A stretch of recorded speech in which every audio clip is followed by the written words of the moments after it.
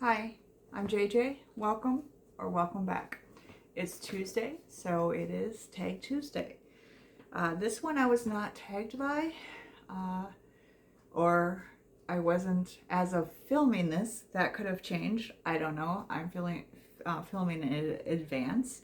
But this tag is called a Bookish Faves tag, and it was created by Katie Whitrook, and I thought it sounded really fun, so I wanted to participate. Some of it was actually harder than I realized, uh, but I had fun with it anyway. So the first question uh, or prompt is 5 books that define your taste. So I wanted to include books that I have not talked about yet on my channel, but still give you an overall view of my reading style. Since I am all over the place, I include a classic, a fantasy, nonfiction, a book from around the world, and a YA book. So like I said, my tastes are all over the place. So for classics, Middlemarch by George Eliot. I really enjoy the scope of that book, the depth and intricacy of the characters, the relationship amongst the sisters, how the town feels alive, and you learn the different motivations, and it's just a very, very good, very well written book. Number 2, We Deserve Monuments. It's a YA book by Jazz Hammonds, or Yaz Hammonds. It's Jas. And this is a YA girl who, her dad is white, her mom is black, and she's mixed race, and they have to go down south to deal with her dying grandma, who she doesn't know very well because her mom, for an unknown reason, has not spoken to her grandma in years. And so she doesn't really have a relationship with her, and now she's dying, and she has to try to figure out, why her mom left town and never came back. She has to figure out, how she feels about this woman who is her grandma. And in the meantime, it's down south, so she's been living up north where it's she's not experiencing a lot of the racism and conservatism and everything that she has to experience down south, because in the north she's more accepted. She's a lot more liberal area, and she's interested in girls, and doesn't know how to deal with that with her southern grandmother, and so a lot's going on, and it's treated very well. She tries to explore the history of her family. There's a couple of shocking discoveries that she has about her family that she didn't know before as she kind of delves into this. And I really enjoyed it. I enjoyed the found family. I enjoyed the trying to learn to love her own family, and all the messy stuff in between. Number 3, Higher Call. That is a nonfiction book by Adam Makos, and this is a like a dual biography book. It's a World War II book about a German fighter pilot and an American fighter pilot, and a surprising way that they interact and are linked within the war going around beyond them. And I found it inspiring and very well written, informational, and you kind of get to understand both sides of this war and everything that's going on in the lives of these 2 men that led them into fighting for their country. Especially since the German one, I didn't realize a lot of the pilots were not members of the Nazi Party. They were fighting for country. They were fighting because they were told to, but they were actually against Hitler and his regime, which was an interesting fact that I did not realize. Number 4, this is a Sri Lankan author. It's called The Seven Moons of Mali Almeida, and I'm really sorry about trying to pronounce the name. Shahan Karan Alika. And this story is, this Mali Almeida dies, and he has 7 days, 7 moons to try to figure out who or what killed him. And he is trying to communicate with his friends who are still alive to try to get them to do this investigation. And it's interesting because you get to explore what people really think about you, after you die. You get to see what your friends really think. And it does have the magical realism because he is a ghost walking around, and you try to get this this experience, but it's also Sri Lankan during the Civil War. And so there's all this political and historical stuff going around that motivates the characters, as well as possibly being the cause of his possible death or murder. And then number 5 is my sci-fi pick, and it's the Reckoners trilogy. So the first book is Steelheart, and that's by Brandon Sanderson. It's actually the only books that I've read by Brandon Sanderson. He is on my to-do list for more of the epic fantasy. This is more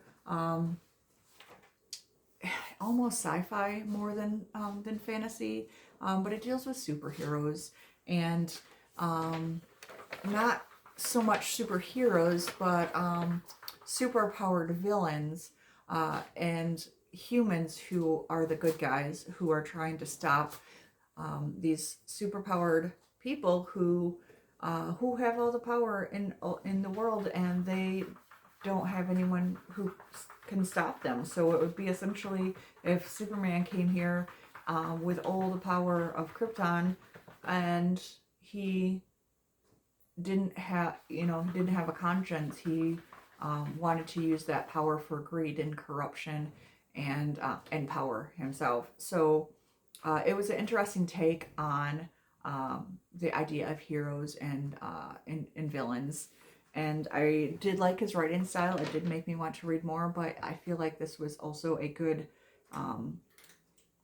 jumping on point because it wasn't a whole cast of characters. It was only 3 books, so it wasn't this all-consuming series that you had to read. So I feel like it was a lot more accessible as a way to start with his stuff. Next is number 2. Wow, I talked a lot just for the first prompt. The second prompt is books you were obsessed with during different eras of your life. So obviously as a kid, it was children's book, Goldilocks and the Three Bears, Berenstain Bears. I didn't realize that I read a lot of books about bears. And then as a teenager, I got into comics for the first time. Really enjoyed Daredevil, Ultimate Spider-Man, X-Men, especially my love for X-23, Young Justice and Teen Titans, and anything to do with Superman, as well as Daredevil. And then also in high school, I read The Crucible, which I really enjoyed, and then I read Catcher in the Rye, which is the first book that I've ever read or reread. I was obsessed with that in school. I don't know what that says about me, but anyway, here we are. I went through the phases of Hunger Games, Harry Potter, Percy Jackson, Twilight, all that stuff. And then my first big book that I ever read and that I was proud of myself for was Atlas Shrugged. Now, I do have my own thoughts on that, but it was something that I was obsessed with at the time because I was so proud that I read something so thick on my own. And then I started with nonfiction and got into a lot of memoirs and stuff that I was obsessed with. And then it kind of leads me into the next one, which is favorite genres. Fantasy, historical fiction, political fiction, biographies, autobiographies, memoirs. I do enjoy LGBT romance and history in general for nonfiction.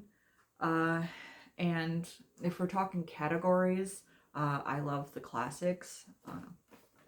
Number 4, favorite authors. Elizabeth Glasgow, John Steinbeck, Frederick Bachman, who I finally read this year, and of the 4 books I read, they're all 5 stars, so he's definitely on the list. And Angeline Boley, she's an Indigenous author from Michigan, and she writes YA stories that are basically Indigenous Nancy Drew type mysteries. So I really enjoy her.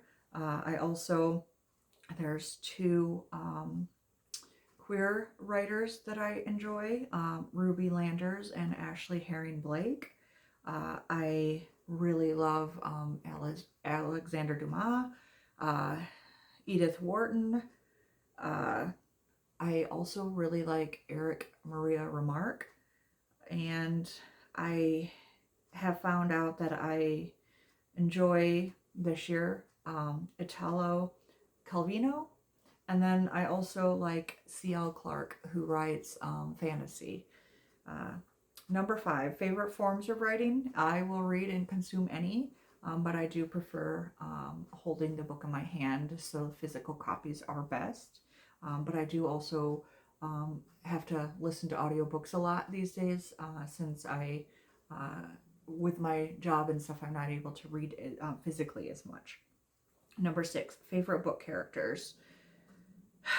Okay, I know that I don't know if they count or not, but I love anything Robin Hood or King Arthur. I'm going to just get that out of the way right now.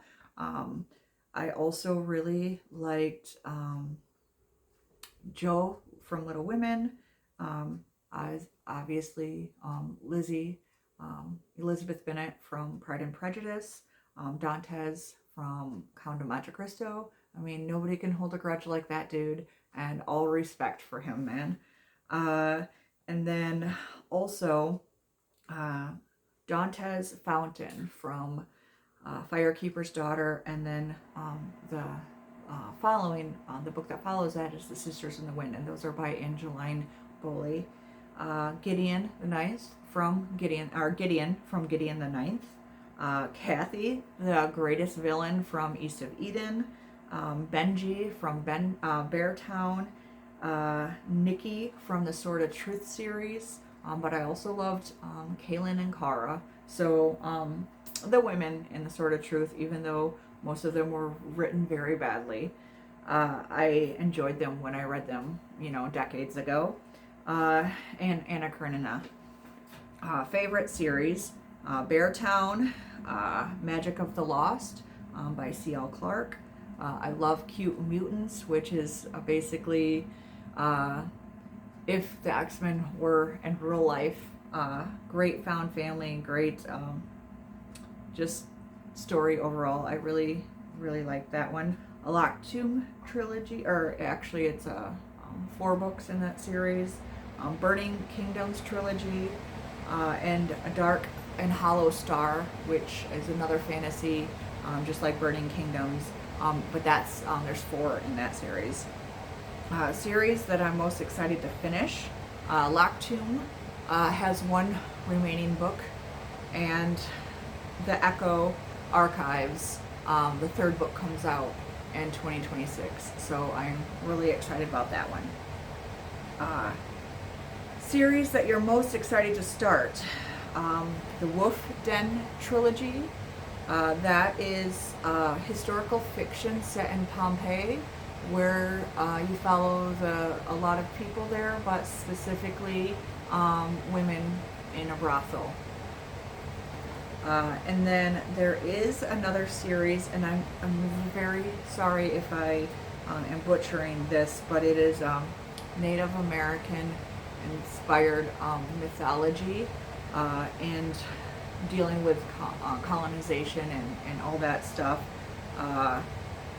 fantasy. And the series is Nam Peshi Whitesit, and I have not started the first book because the second book comes out in January, and I wanted to be able to read them back to back instead of waiting a whole year. I know that's not going to help for any books that come out after that, but that is my intention for why I waited for that one. Number 10, a book that you predict will be your favorite. Elizabeth and Ruth by Livy Michael is an upcoming release in 2026.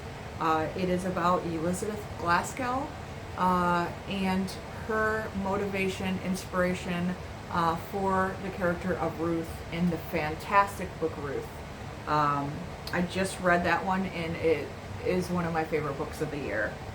And so Ruth, the real Ruth that she meets, is an Irish prostitute in prison, and she meets her and starts a correspondence with Charles Dickens about how to write her story, and we get Ruth out of it. Ruth itself was banned and burned as soon as it was released because it takes the fallen woman trope and throws it on its head by making her a heroine rather than this moral story of how not to be. So I am absolutely fascinated and inspired to read this historical fiction piece about their interaction. Number 11, favorite special edition or favorite book color, cover, or most beautiful book. I have multiple that I'm planning to share here, so please bear with me. This is going to take a while. I will set this down for now. For just cover for a book, this is The Last Tiger, and it's by siblings Julia and Brad Ryu. It is a beautiful cover. I don't know if you can see the foil from it, but it's so pretty. And then it has the painted edges that are really cool. And then inside it also has the dragon and the tiger on the front and the back. And then the actual cover is beautiful purple, but with the Korean, I wish I knew if it's the title or their names. I'm learning Japanese, not Korean, but I think this is so beautiful. And the book itself, I haven't read yet because I literally I just got this today because I was picking up books that I had already pre-ordered, and this one caught my eye just because it was beautiful. But then when I read about so it's the history, it's based on stories of these siblings' grandparents in Korea during the darkest periods in Korean history, and it deals with colonization. And at the beginning it says, in colonized land where tigers are being hunted to extinction, an ancient magic stirs. Two star-crossed teens from opposite worlds join forces to try to reshape their respective fates. But I just love the idea that it is their family's story mixed with magic and mixed with the political upheaval and darkness of that time period, where they try to make it as beautiful as possible. So I'm really excited about this book, and I think this book is so pretty.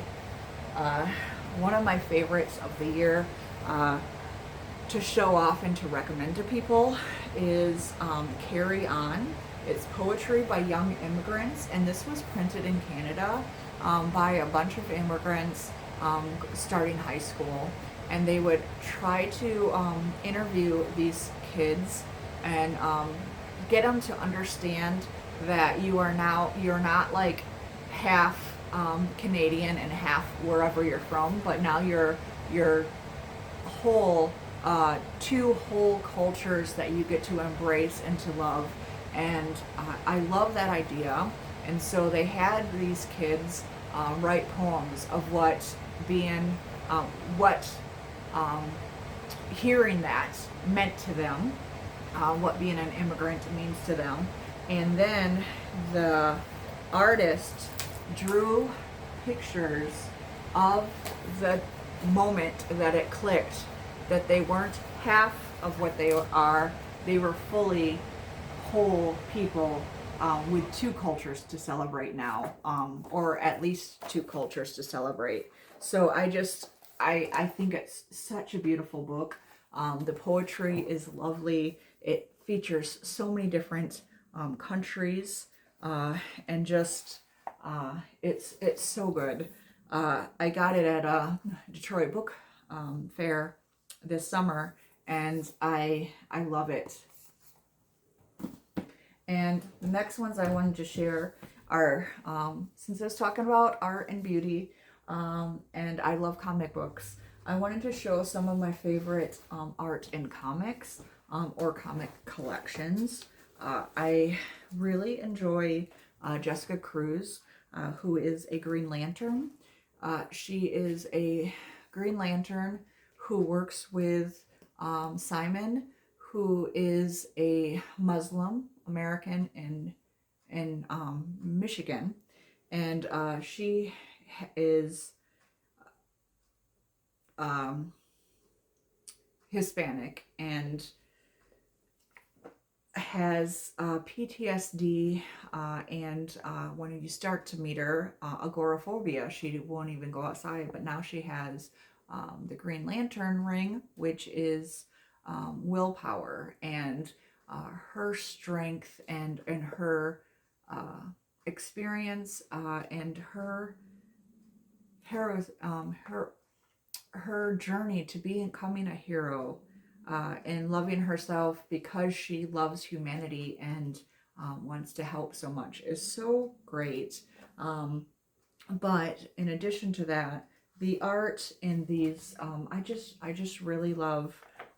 This was the first book in Green Lanterns, where she and this is actually book 4, but Green Lanterns is when she and Simon actually have to work together to share their rings, because neither one of them is essentially trusted to be a hero alone, and it's all about their journey together, but also separately, and the loyalty that they start to have, the friendship that they develop as they rely on each other is so beautiful, and so is the artwork. So some of these artists are just, I could never draw as well as some of these artists. I hate it when the cover art is so great and then the interior art is a completely different artist. But it is fun to find new artists that you enjoy, and I just like this art a lot. So this one is Justice League Odyssey. It's a series that she features in with a couple of different characters from the Justice League. So it is a completely different story, but I just wanted to show you the art. And since I was talking about Jessica, I have a pop, Jessica Cruz pop, And the only one that they have of her is the Day of the Dead version, which is actually also really cool because it does represent her heritage and stuff. So it's also really cool looking as well. So she's got her ring and stuff. So I wanted to share that. The next couple are, this is Marauders. I love the X-Men. And this was a one of the revamped series. So this is Emma Frost, who is awesome.